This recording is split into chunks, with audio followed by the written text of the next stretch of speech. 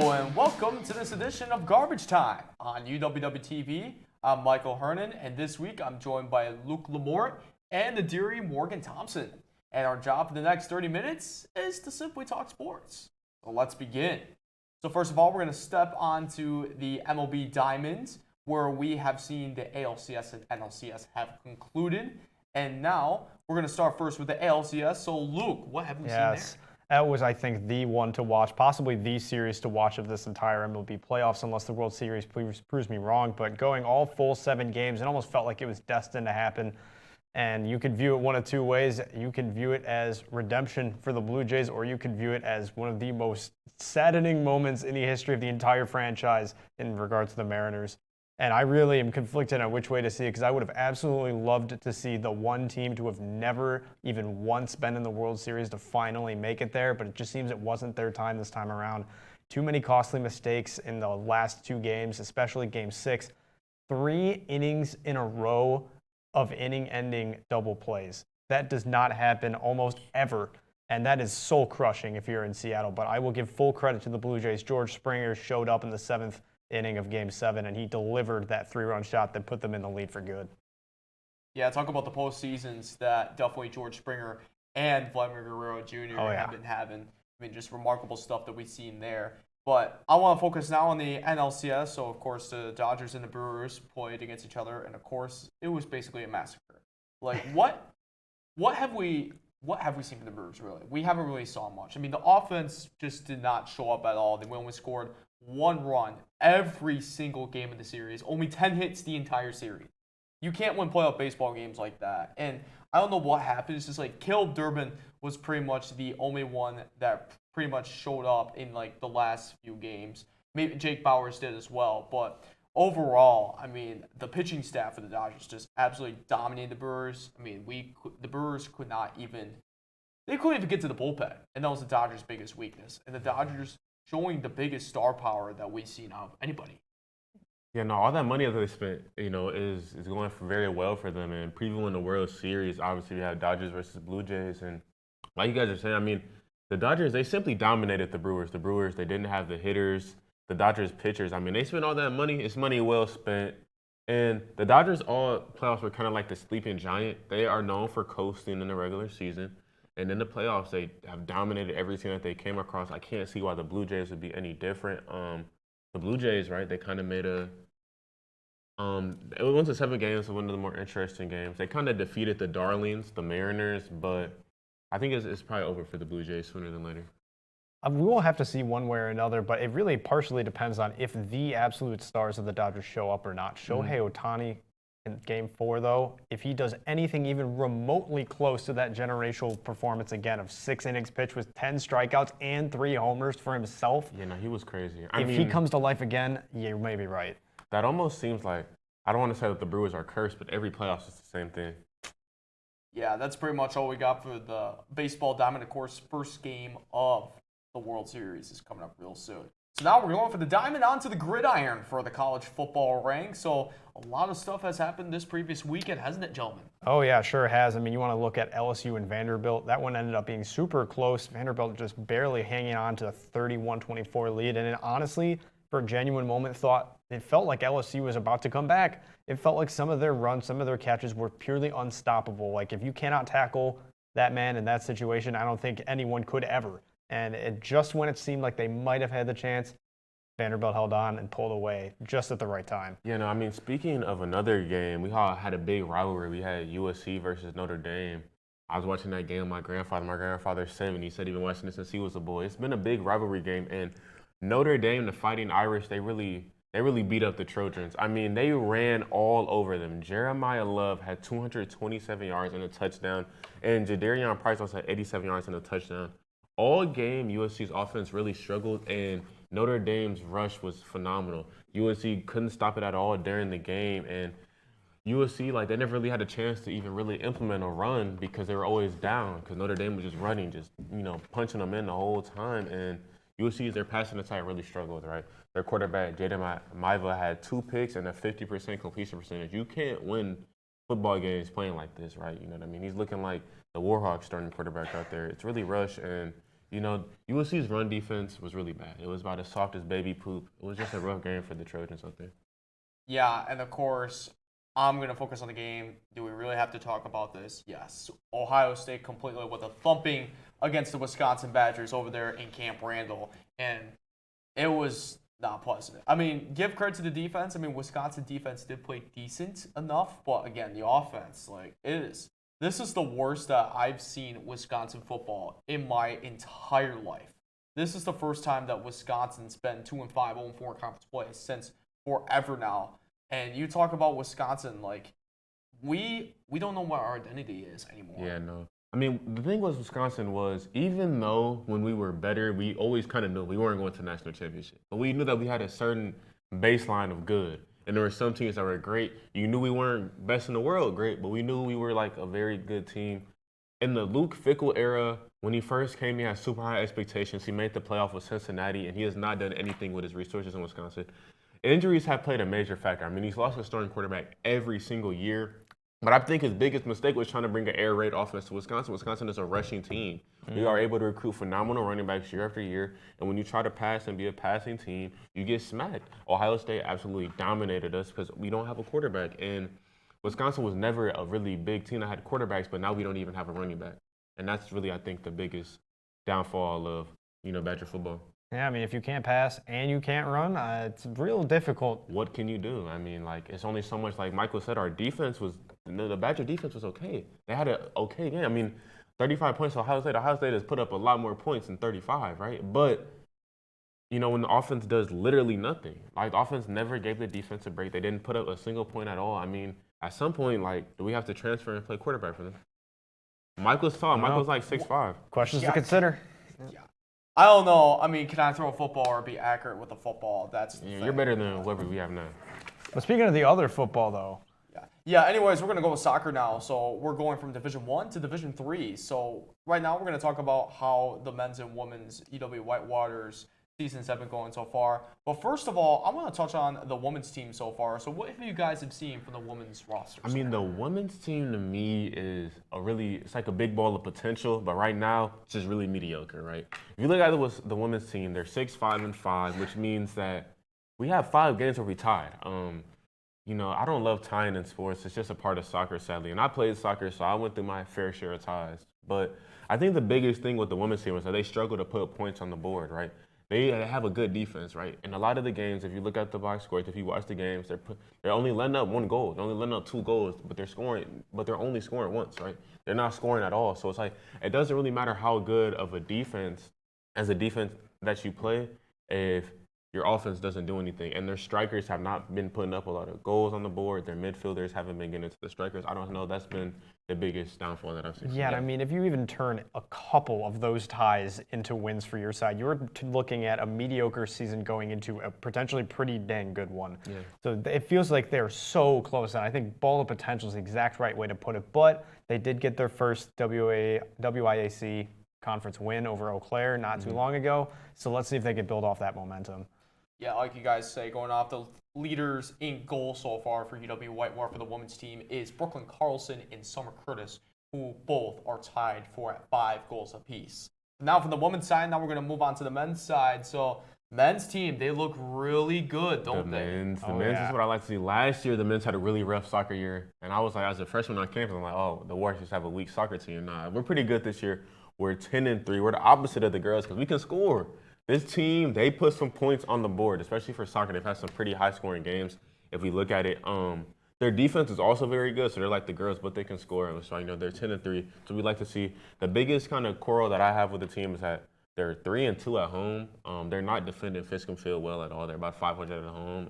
I'm not loving that, but they're 10-3 overall, and they're looking to do pretty good this year. Oh, yeah. I mean, you're coming off a 5-game win streak. I would absolutely want to run with that momentum no matter who you're going against. And they're going to be going up against number 13 ranked Lake Forest College. And I believe as we are recording, that game is going on. Yeah, I mean, that's going to be a real war test for the Warhawks. You know what I mean? I don't want to make too many puns, but it's really going to see, is our team legit or is it a fake 10-3 start? All right, fellas, I want to talk about this real quick. Yeah. How about Cooper Ray? He has 11 goals in the year. How fantastic of a year he's had. Yeah, I mean, that's a fantastic striker work, and that's what a team like the Warhawks need. I mean, the the Warhawks are always a scrappy team. They always have a pretty decent defense, but being able to put points on the board consistently is really good. And when you have a striker that brings that much defensive pressure, it makes everybody else on the field better as well. If they're scared, oh my goodness, Cooper is going to score. If Cooper makes that pass, then somebody else can score. And that's why the Warhawks have been able to put so many points on the board so far this year.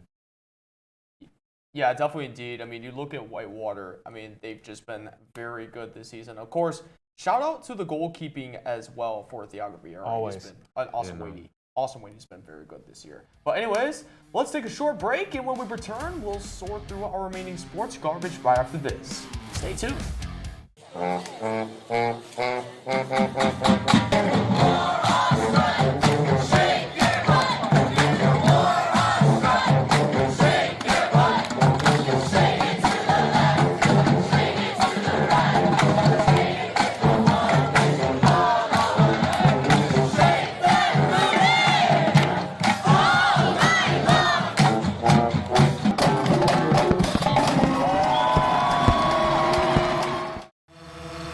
You can see it. His potential, that is. You see it even when he may not. You see that the things that spark his interest today will in time ignite the things he pursues tomorrow. And ultimately, help him reach new heights. All he needs now is a way to make it happen. We are the Universities of Wisconsin. 13 universities, unlimited opportunity. Have you heard of UROC? We're part of Whitewater and our own thing. Come on, we'll show you. I learned how to be a college student here, and now I'm headed off to Madison to study global health, and I know I'm ready. People like me who aren't a fan of big crowds would really like UROC because it's welcoming and it's laid back. My advisor helped me figure out my schedule, organize my time, fill out my FAFSA, and figure out what classes I liked and how to turn that into a major. And if I had to do it again, I would choose UROC. You ready to rock? You belong here. Sports fans, we cheer on our favorite teams at fields, gyms, arenas, and stadiums. But have you ever wondered what it's like to be a referee? Verbal abuse from fans, parents, and coaches is the #1 reason why many referees are walking away. And they're not being replaced quickly enough by new ones. So put yourself in the official shoes, act with respect, and be officially human.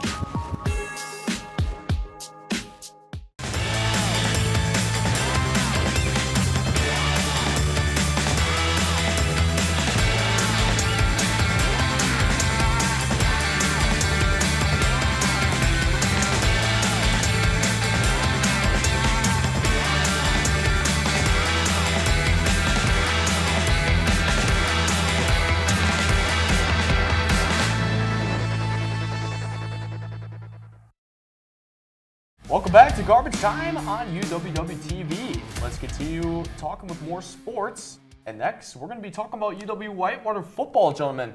Great win on Friday night to defeat UW Stout 34-2. So, fellas, what have you seen from this UW Whitewater team that they look impressive? Yeah, that was the number 20 ranked team in the country. I think people kind of let that go over their heads.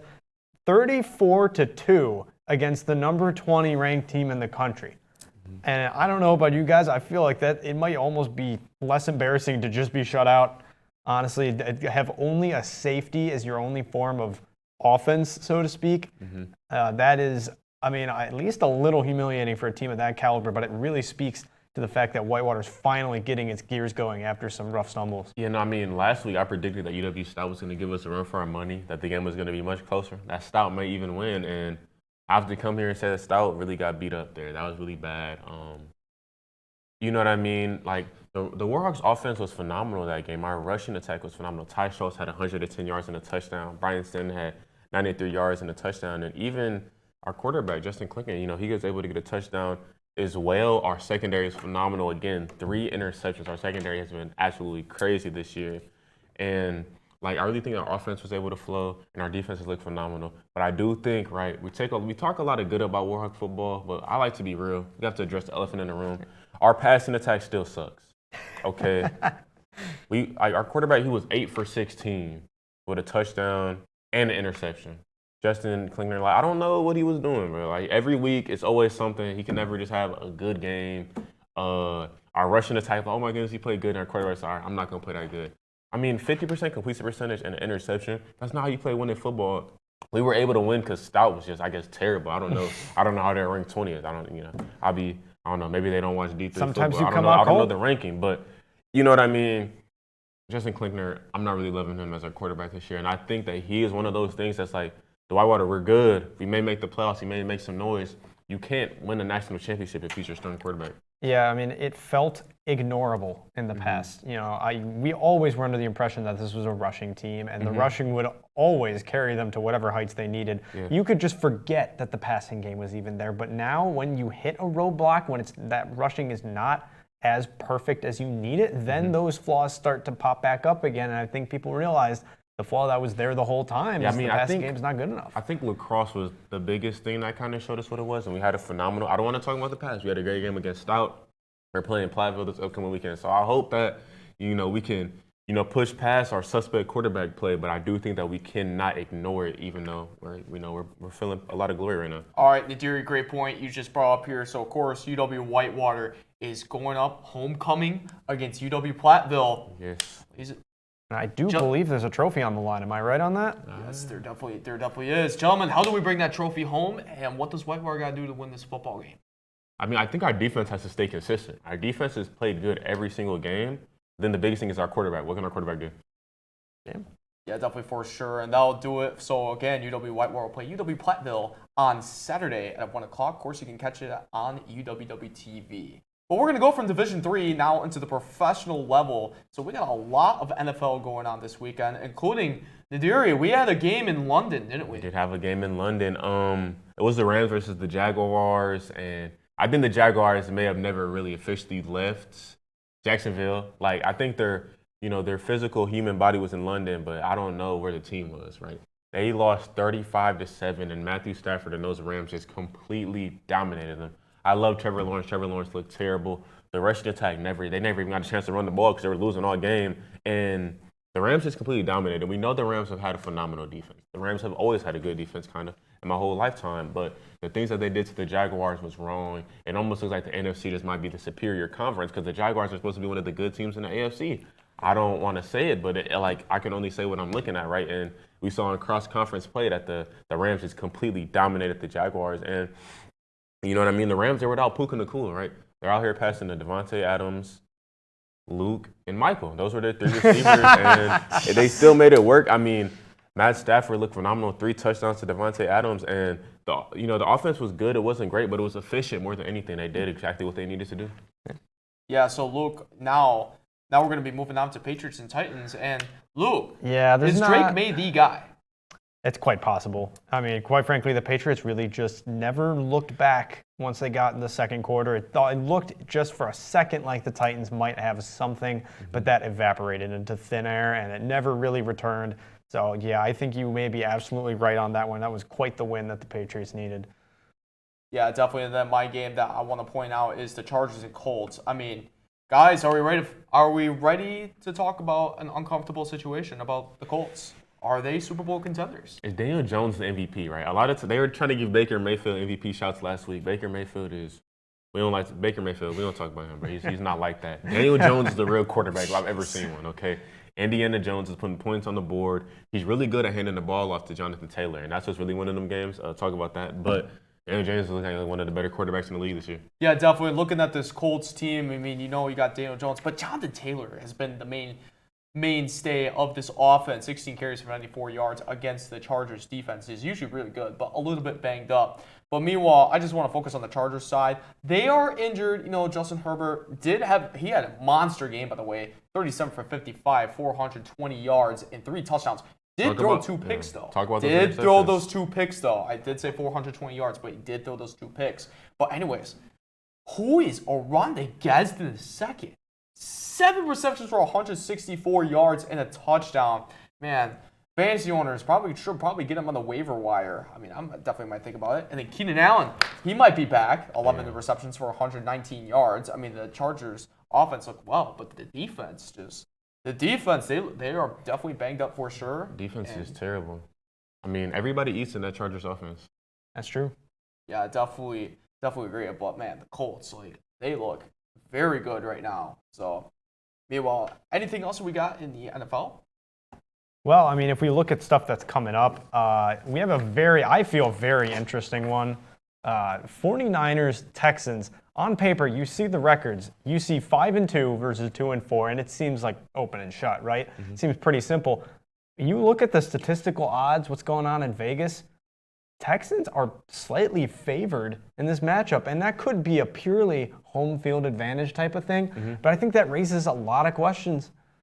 If I'll be honest, I think Vegas is trying to set you guys up, right? You guys think, I'm going to bet the Texans. I got some easy money. Yeah, Vegas is going to hit a lick on you, buddy. Quite frankly, if you have looked at the Texans' offense, it's been terrible. I don't know why you would ever bet on the Texans. I love C.J. Stroud as much as the next guy. C.J. Stroud is just getting dominated every week. His offensive line is out there looking like me, Michael, and Luke. Just got our hands up, not doing anything. Yeah, you think we're that bad at football? I hope not, but I mean, it can't be much worse than the Texans' offensive line. That's a good point. They just been letting C.J. Stroud get dominated. They haven't let Woody Marsh really take off, and then Nick Chubb is like suspect. I mean, I don't know why you would ever bet on the Texans.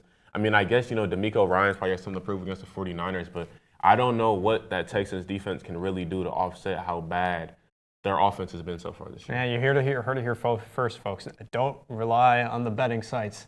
There's more money to be made on the 49ers, right? Do the smart thing. I think another thing we have to talk about is obviously Thursday Night Football, right? We got the Vikings and the Chargers, and I think the big thing about both of these teams is they both need this win, right? The Vikings, they had a very good game against the Eagles, but they lost, right? And the Eagles' passing attack, that was their only good game all year, right? Devontae Smith did phenomenal on my bench. I thought he was weak. He did really good on my fantasy team, but not doing good for me, doing good for, I guess, nothing. And A.J. Brown had a good game. Jalen Hurts finally was able to throw it. Their rushing attack still this week. I don't know what happened to Saquon this year, but their passing attack finally looked good, and that's because the Vikings defense didn't do what they needed to do. And we saw what the Chargers passing attack just did, right? So if I'm the Vikings on a short week, I'm super scared on what the Chargers are going to do to me. And Carson Wentz has looked pretty bad. I'm not going to lie. That Eagles defense is also very banged up. They have no edge rushers out there, and you know what I mean? Carson Wentz threw two interceptions. They weren't really able to run. It was a rough game for them. It is. Yeah, so now we're going to go, Luke. I want to focus on a potential garbage game of the week. Well, you could say that. I mean, I see it on your screen right there. And I would definitely not want to be betting against the Packers in this case, though. Yeah, definitely. I want to cover about this Packers and Steelers game. Of course, everybody knows, Aaron Rodgers against the Green Bay Packers. That's the main storyline. Aaron Rodgers finally facing against the Green Bay Packers for the first time since the trade over the Jets. They, of course, joined the Steelers. But my thing is, of course, student versus teacher. Jordan Love versus Aaron Rodgers. But I think this is going to be a really good game in Pittsburgh. But I'm going to say this is going to be more of a defensive style towards the game. Of course, the Packers defense really hasn't been that impressive per se. But, Micah Parsons just had the best game of probably one of his top games of his career this past Sunday against the Cardinals, recording 3 sacks. He was just impressive in that one. Probably could have 4 if it wasn't for the hip drop tackle. But anyways, but then the Steelers, I'm looking at the Steelers defensively, they've just been getting cooked. It's been rough for them. They spend a lot of money on their defense, and it's not paying off at all. Yeah, the highest paid defense in the NFL, and yet getting cooked by Joe Flacco in the big 2025. We'll have to see what happens. Yeah, all right. So, now that we talked about the good games, let's talk about the bad games, fellas. What's the garbage game of the week for you guys? We could all say it, but I mean, as much as it feels too easy to do it week in and week out, how could we not pick the Jets again? And you know what? We're probably going to do it next week too, and the one after. But right now, I think it's deserved. Did you guys see that Justin Fields got benched by Tyrod Taylor, and then the remarks that Woody Johnson, the owner, had to say about Justin Fields? I'm going to say this. I make a lot of jokes about one of us starting quarterback for the Warhawks, for the Badgers. The New York Jets, they might could really use Big Mike right here, starting quarterback of the New York Jets. I mean, Justin Fields has been absolutely terrible. He threw for 45 yards a couple weeks ago. Oof. This week, he was just bad. They benched him for Tyrod Taylor. Remember, Tyrod Taylor got his lung punctured, so he can't even really breathe, and he's starting over Justin Fields. That's a rough one. And, week after week, Justin Fields and the Jets embarrass themselves every week. I wouldn't be surprised if they go 0 for 17. I mean, it's just been bad. They genuinely, I don't think, could find a worse quarterback situation to be in. And it's like, man, everybody else on the team just as bad as them. I have Garrett Wilson in a couple of fantasy leagues. I've been crying myself to sleep because I'm losing a lot. Yeah, I'm sorry to hear I got that. too many Jets on my team. I guess it's my fault. Why am I betting on the Jets? But, Yeah, okay, I would definitely say, like, if you put me out there, I'd probably die because of the offensive line, because I can't run very fast. That's fair. Anyways, that's basically our garbage game of the week. And now, we're going to start to close things off of the show with the last segment we got here. Guys, what's the garbage play of the week? There's a lot of options. Yeah, I mean, we can go a lot of places here, but I think we have to talk about what lost the Mariners their series, right? Those double plays. Yeah, it's absolutely tragic. You have the bases loaded, 1 out, you get nothing. Then you have the bases loaded, 1 out, and then you get nothing. And then you get another runner on base, the next inning, 1 out. And once again, you get nothing. Yeah, I mean, you would think third time's the charm there, but I guess third time just lets you down one more time. I mean, it's like you keep going back to your ex. They kept getting all those runners on base, and it's like, oh my God, we're going to get married this time. Oh, she broke up with me. Nah. Oh my God, we're going to get married this time. Oh, she cheated on me. We're going to make Oh, the we're World going to Series get married this this time. Oh, no, she lied and manipulated me once again. And it's like, I don't know what's happening with the Mariners. Every single time, it feels like they could even have the remotest chance of making it to the final step. Not even the final step, the step to get to the final step, and they still can't get it. You know, some teams are just cursed. They can't really get over the hump. There are some teams in just about every league, you know what I mean? Like the Packers. If the Packers play the 49ers, they're good. They can't get over the hump, you know what I mean? In basketball, if you have Joel Embiid on your team, if you have Paul George on your team, if you have Damian Lillard, you have Russell Westbrook, if you have certain players, you know there's only so far you can get. I think the Mariners may just be one of those franchises. By just existing, unfortunately. it's unfortunate, it's not their fault, but it just I think happens. if you put every single one of their players on the Blue Jays and the Blue Jays swap rosters, you know, they probably... It's tragic. Yeah, Truly Mariners tragic. fans have definitely been dealing with pain for about 55 years now. But that'll do it here. Thanks, team, but we're out of time. So stay tuned to UWW TV for more garbage next week. This has been Garbage Time on UWW TV.